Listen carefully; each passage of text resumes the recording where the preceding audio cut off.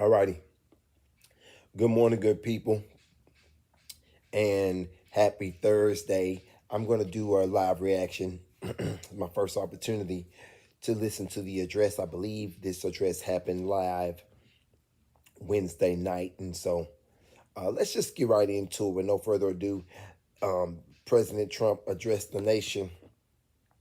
Um, let's see here. All right. President Trump addressed the nation on last night. Let's jump into it. We're live. I'm going to get a couple of people. We got our comments pulled up. I'm going to get a couple of people invited. Let me know in the comments if you want to be added as a guest. You're streaming with us live. We'd love to have you as a guest. If you're ever watching us live, we'd love to have you as a guest. Let me know if you want to be added as a live guest. Thank you for liking, sharing, and subscribing this page. And also, thank you so much for purchasing my book that I just released entitled The Awakening. It is a self-guided journal. It's entitled The Awakening. It's a self-guided journal. I'm so excited and I'm looking forward to sharing it with you. With no further ado, let's go ahead and jump into this address that President Trump gave last night. Good evening, America. 11 months ago, I inherited a mess, and I'm fixing it.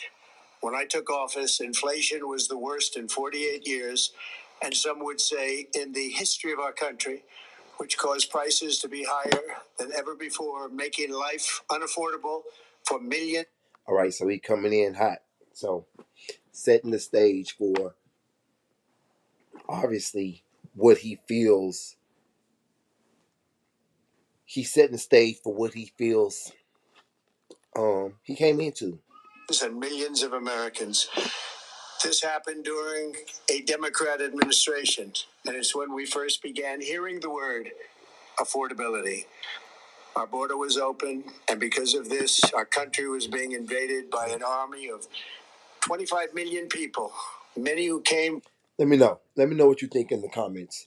Do you believe, quick question, do you believe that it was 25 million? How many people do you believe crossed over the border in the last 5 or 6 years? How many people? I'm really curious, genuinely curious to know what your thoughts are in the comments below. Let me know. From prisons and jails, mental institutions, and insane asylums. They were drug dealers, gang members. Okay. And this has also been said, and I'm about to let him talk. This has also been said, because hindsight is 2020. So bam, first question, how many people do you believe came? General number, and you can lowball it, highball it, but be honest in the comments. And what percentage of those people do you believe were like this, what he's describing right now? Because he's setting the stage for what he inherited, blah, blah, blah. And now he's jumping into the people. He gave a number and he said many of them did this or were like this. And I'm like, okay. But I want to know what your thoughts are. And even 11,888 murderers, more than 50% of whom killed more than one person. This is what the Biden administration allowed to happen to our country, and it can never be allowed to happen again. We had men playing in women's sports, transgender for everybody, crime at record levels with law enforcement, and words such as that just absolutely forbidden. We had the worst trade deals ever made, and our country was laughed at from all over the world. But they're not laughing anymore. Over the past 11 months, we have brought more positive change to Washington than any administration in American history. There's never been anything like it, and I think most would agree. All right. Does it matter to you? I'm curious in the comments. Let me know. Does it matter to you? And I guess it has to go by country. And so let's just say if it's a respectable country. And what that is, I guess that's another conversation that we can have in the comments. But the question I'm trying to ask is, does it matter to you, let's say, for instance, how Canada, how Mexico, and how, all of the major countries in, let's say, South America, just to kind of narrow it down, does it matter what those countries think of us and how they feel about us? Does it matter, uh, from a moral perspective? Like, does it matter from a military perspective? Does it matter? I want to know what you think about that, because he makes this comment, this claim that they were laughing, but they're not laughing anymore. Um, their perception of us has improved, and I want to know if that's important to you. One, and then if you and if you'll say that is, and if excuse me, and if you'll say that it is important to you, uh, then then what do you think these countries feel about us right now? If that's something that's important, then what do you think they feel right now? Do you feel like their perceptions of us has improved in recent years? Let me know in the comments below. Or do you believe that their perception of our country has, kind of, taken, a loss, a L, a step backwards? I was elected in a landslide, winning the popular vote and all 7 swing states and everything else, with a mandate to take on a sick and corrupt system that really just took the wealth from people and crushed the dreams of the American people. For the last 4 years, the United States was ruled by politicians who fought only for insiders, illegal aliens, career criminals, corporate lobbyists, prisoners, terrorists, and above all, foreign nations, which took advantage of us at levels never seen before. They flooded your cities and towns with illegal aliens. They decimated your hard earned savings. They indoctrinated your children with hate for America. They just released a level of violent felons that we had never seen to prey on innocent. They caused war. They caused mayhem. They caused a horrible situation. Okay. He got some, say, he throwing them. He banging them. Okay. They indoctrinated your children. Do you feel like the educational system, in conjunction with the food, because you know that you also are the food that you eat, um, the education, let's say the grade, like, that 9 to 5, 9 to 3 education the kid gets, but then the food that they eat, right? Then watch this, the other things that come into their eye gate and their ear gate, right? Huh? Let's talk about it. Music, for instance. The homes and the conditions of the homes that they're brought up in. Like, do you feel like our environment, our world indoctrinates our children? And I guess when you say indoctrinate, then that's obviously associated or connected with a negative connotation. So I guess I'm asking, do you think that it's, I'm asking in that frame of thought, do you believe that, the educational system and the society therein that our children are being reared in, do you believe that it's contributing to their betterment, or do you believe it's contributing to their indoctrination, which in one way or the other will lead them to peril? I think if people are indoctrinated, that's definitely not good, right? We can agree. And so I want to know what your thoughts are in the comments below. All over the globe, but now you have a president who fights for the law-abiding, hardworking people of our country, the ones who make this nation run, who make this nation work. And after just 1 year, we have achieved more than anyone could have imagined. Starting on day one, I took immediate action to stop the invasion of our southern border. For the past 7 months, 0 illegal aliens have been allowed into our country, a feat which everyone said was absolutely impossible. Do you remember when Joe Biden said that he needed Congress to pass legislation to help close the border? He was always blaming Congress and everyone else. As it turned out, we didn't need legislation. We just needed a new president. We inherited the worst border anywhere in the world. Wait. Bro, childish. Okay, so what do you make of that? What do you make? And is there any merit? And is there, because here's the thing, you know, when it gets down to this man right here, what you're watching in the world is that people don't have no credibility. They're gonna go against it 100%, no matter what it is, no matter, and it's just kind of, or people are gonna go for it to a degree, and like praise it. You know what I mean? Or which is why I like when people can disagree with the ones that they know they support. Like for the other day, that man passed away. God rest his soul. His son unalived him and his wife, and President Trump said something inappropriate, and you saw at least two or three talking heads. I know it was Senator Kennedy for one. I know it was that gentleman on PBD podcast. um, the cuckoo one, the vet. Thank you for your service. They said, "Nah, we don't agree with that." You feel me? Nah, they don't make no. That's not cool. Like and like you know what I mean? Like whatever. Like I feel like the same. Like that's weird. Don't even when somebody pass. God rest their soul. When something like that happens for certain, like man, the only thing you're supposed to say is no comment. Their families and our thoughts and prayers. That's it.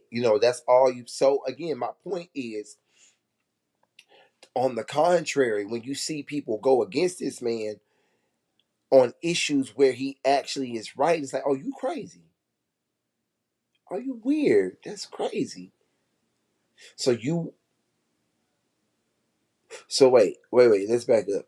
And everyone else. As it turned out, we didn't need legislation. We just needed a new president.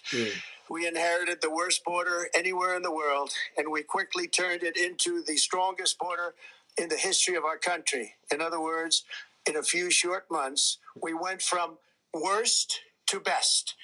We're deporting criminals, restoring safety to our most dangerous cities. Just take a look at Washington, D.C.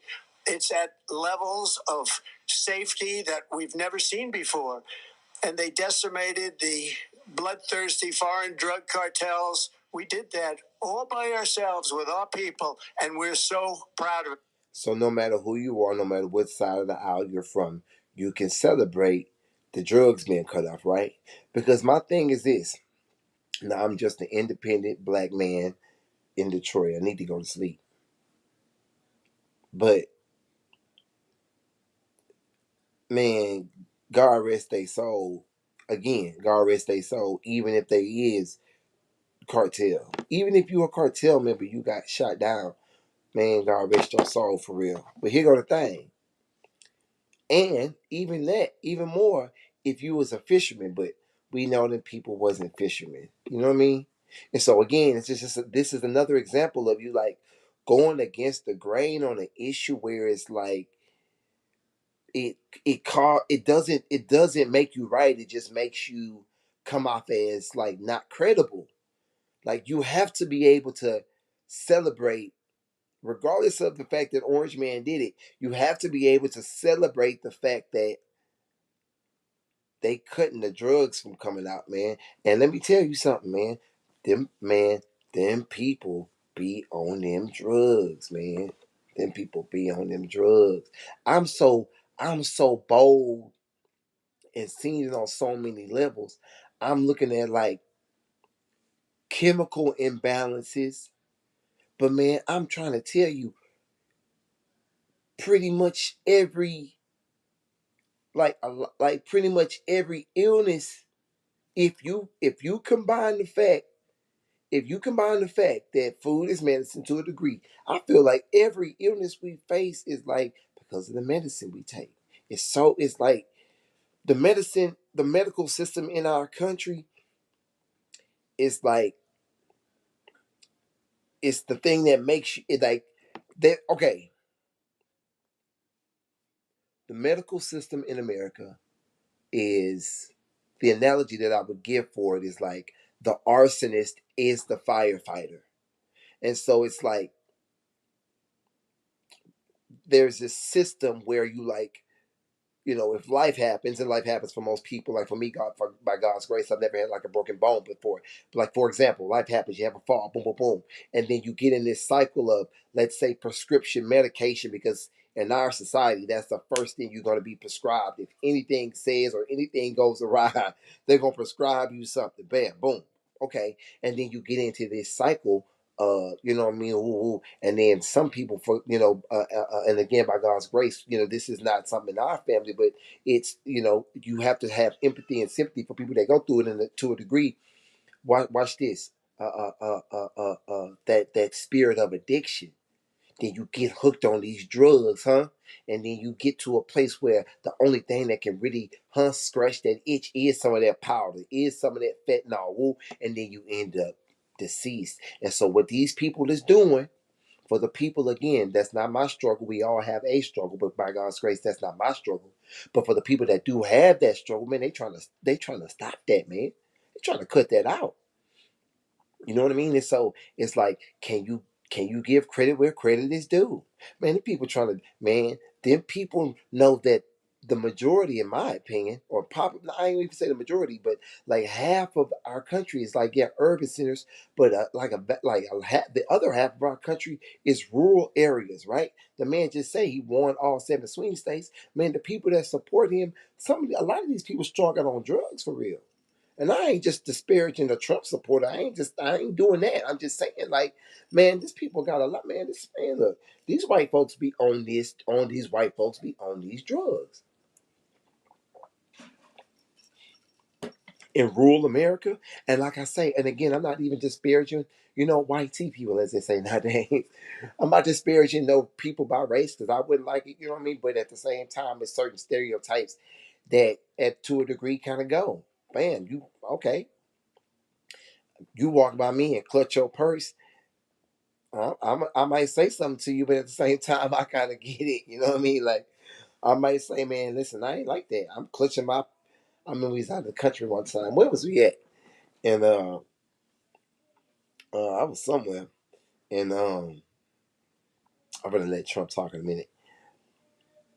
I was in the country somewhere. I can't remember where I was at, and this lady and her kid, like this lady and her kids, like turned around and saw me behind them, and like man, listen, man, jumped to the sidewalk and like let me pass, like there's just no way they would let me walk behind them, man.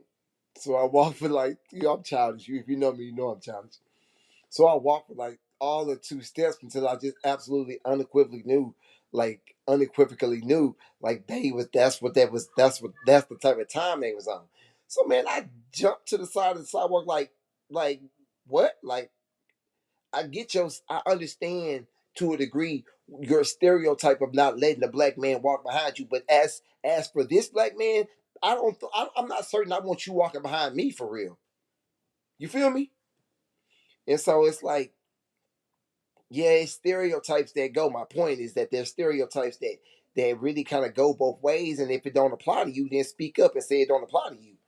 But I mean, white people be on drugs is my point. Because they were poisoning and destroying our population. Drugs brought in by ocean and by sea are now down 94%. We have broken the grip of sinister woke radicals in our schools, and control over those schools is back now in the hands of our great and loving states, where education belongs.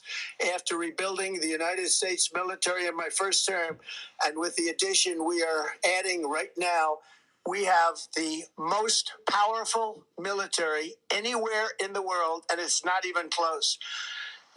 Okay, I'm an anti-war guy, legit, through and through.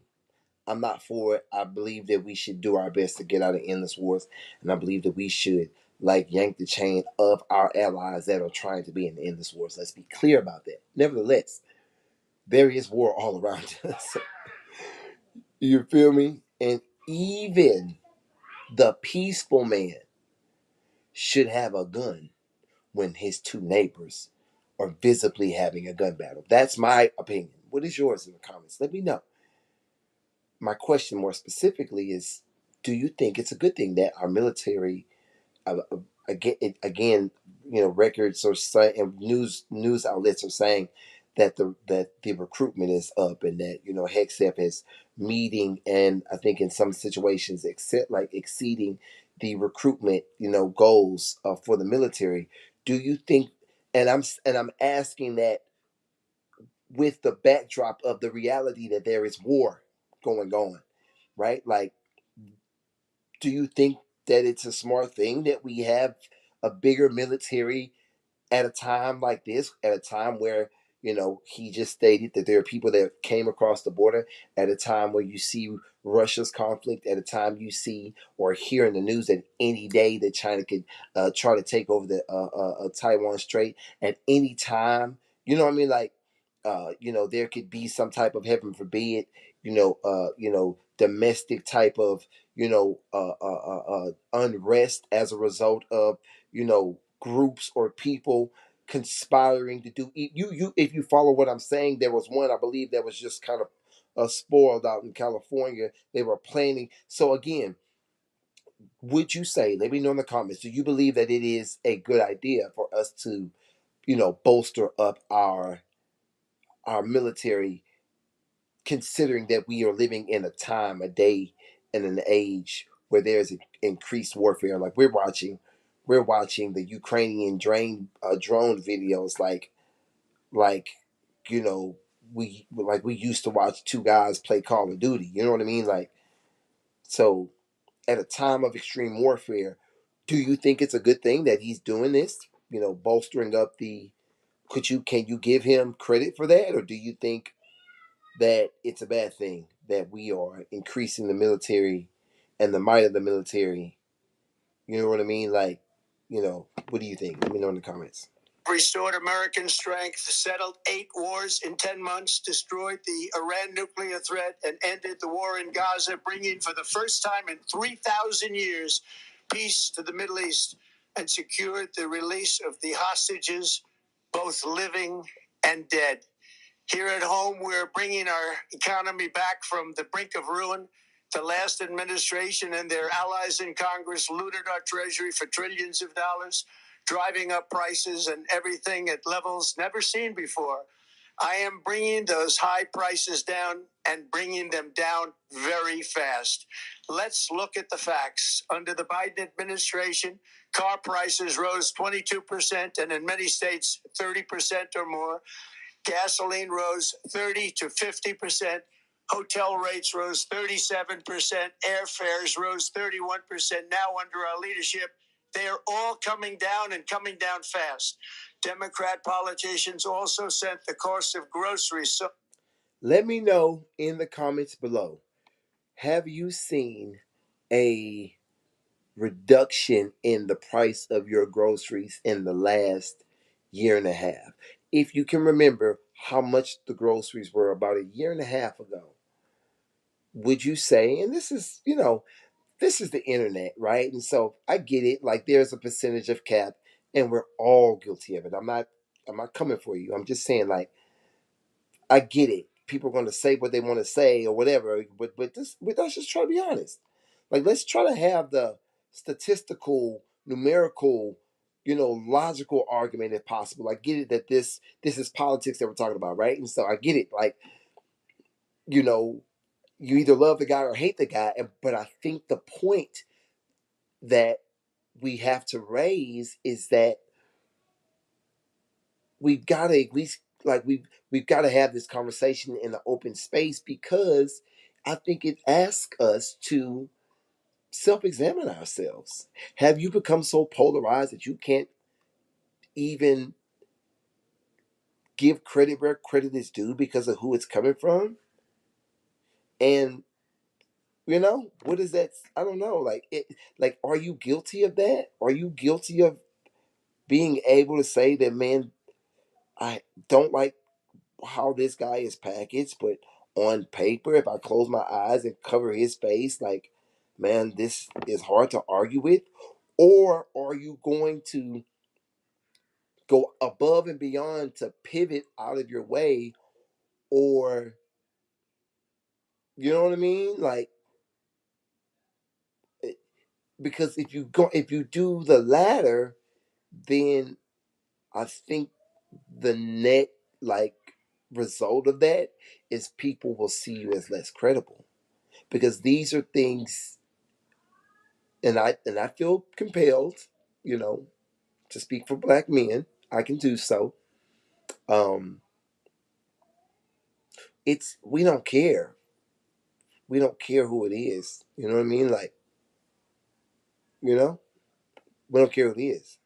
Like during the time of COVID, Joe Biden was president, but everybody was getting uh, um, unemployment. Listen, that was a good thing, and that was the thing that people needed. And hopefully, by God's grace, hopefully, people that got PPP loans and people that got that unemployment, hopefully they what paid off debt, student loans, and got cars and down payments for homes. Hopefully they made the most of those opportunities. But let me tell you something. President Biden did a great thing. You know, now may it have had, you know, cascading effects and things of that nature, boom, boom, boom, and or we maybe, you know, right? Or was there fraud associated with that? No, yeah, probably. But at the end of the day, there's no issue with me acknowledging that, you know, now that people don't have this positive view of him, I can still say that Joe Biden, you know, it was a great president in certain areas. Great is tough. I'll be honest. Great is a stretch. I think it was a good. I think it was a good statesman. You know what I mean? Like, but I think that there were certain things and certain benefits that people have access to that they didn't normally have access to. And I think that created opportunities for people that were qualified for them, that took advantage of them. I think that in the moment, that was a good thing. That was an opportunity to reset. That was an opportunity to get a bigger house. That was an opportunity to get a new car. That was an opportunity to expand your business if that's what you really wanted and needed to do. And so, again, nobody's got any issues with pointing out positive things that either president has done. Why can't you do that? Is the question. You know what I mean? Like why can't you do that? I guess that's the conversation we should be having. All right, but we are solving that too. The price of a Thanksgiving turkey was down 33% compared to the Biden last year. The price of eggs is down 82% since March, and everything else is falling rapidly. And it's not done yet, but boy, are we making progress. Nobody can believe what's going on. Here are just some of the efforts that we have underway. You will see in your wallets and bank accounts in the. All right, I'm gonna get out of here. Y'all have a good one. You can watch the rest of this broadcast live, but I just kind of want to, I guess the conversation that we've had thus far, hopefully in Jesus' name, it has asked you to really just take a more honest look at yourself. You know what I mean? Because I think it all happens, and if I genuinely think that, then that means I don't look down on people when I feel like they don't agree with me politically and I'm right or whatever the case may be. But it's kind of like we all got to be able to get ourselves to a place in our spirit where we can acknowledge, like, man, I got polarized, not just in my politics, but maybe even in my spiritual life. You know what I mean?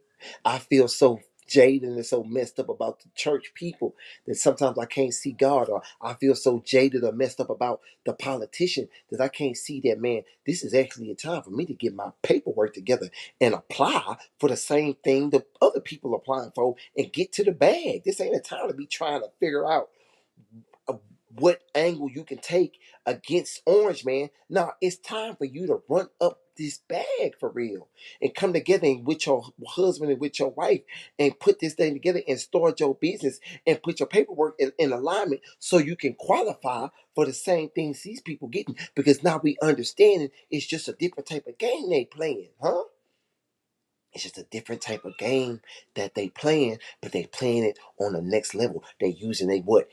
They using they what stocks and right. They using their business credit, right? They using different things to do so. They using what they life insurance and borrowing from their life insurance plan after it matures. Like that's what they doing. And so we're no longer trying to find a way to argue with some people that actually might have some good ideas. We're trying to figure out a way to replicate it and teach it to our sons and our daughters.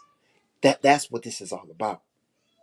Let's not be naive when good things are taking place. Let's figure out. I love this. I was on our fan base the other day, and the gentleman put it like this: the type of disposition that we've been given as people of color, black men in this country, it behooves us to do our best to move our families, our business, and our finances forward whatever way we can with whatever president we can. Man, we always in last place. And so if you think me as a black man with the disadvantages that may or may not come with life as is, trying to bring my family forward in this day and age, if you think I'm gonna take 4 years on the sideline just because the guy got an R next to his name, you foolish. That's crazy. And obviously, you're more advantaged than I am. But we don't have that jeopardy. We don't have that liberty as black men and fathers and husbands of sitting on the sideline and trying to pout about this administration. We're trying to figure out how we can move and groove within it. And so we're going to pick up a trade. We're going to buy a school and we're going to teach the children how to do welding and how to do HVAC and how to do plumbing and how to do CNA and how to do LVN. Yeah, that's what we're going to do. That's what we're going to do. Because instead of pouting or hoping that the next person addresses an issue that really matters to us, we're going to do the best that we can. And we're not going, and then when the next guy get in office and they give us unemployment, we're going to do our, you know what I mean? If we unemployed, you feel me? It just is what it is, but we don't have the luxury of nitpicking and finding the negative on things that have kind of been positive. I'm picking up here. God bless you. Let me know what you think in the comments below. Like, share, and subscribe. I appreciate you for rocking with me, man. Listen, I'm clipping this up, but I thank you for subscribing to the channel.